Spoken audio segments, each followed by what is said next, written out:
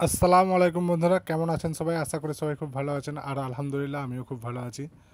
তো বন্ধুরা, আজকে যেমন দেখতে পাচ্ছেন আপনারা, একটু রেডি হয়ে নিয়েছি বাইরে যাওয়ার উদ্দেশ্যে। পানাগড় যাব। তো পানাগড় আমাদের এখান থেকে দুটি পথে যাওয়া হয়, একটা দুর্গাপুর ব্যারেজ হয়ে আর একটা নদীপথ হয়ে। তো নদীপথ হয়ে আমি কোনোদিনও যাইনি, যার জন্য আজকে আমি নদীপথ হয়ে যাওয়ার চেষ্টা করব। সেই জন্য সকাল সকাল বেরিয়ে গেলাম আমার বাইকটিকে নিয়ে।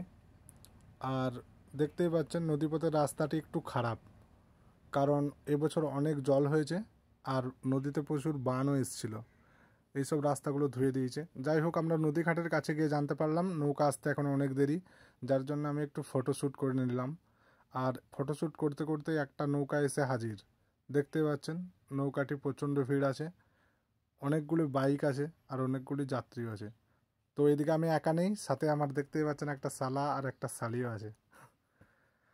তো এই নৌকাটা থেকে ওই যাত্রীগুলোকে নামিয়ে দেওয়া হলো আস্তে আস্তে করে। এবার আমাদের ওঠার পালা।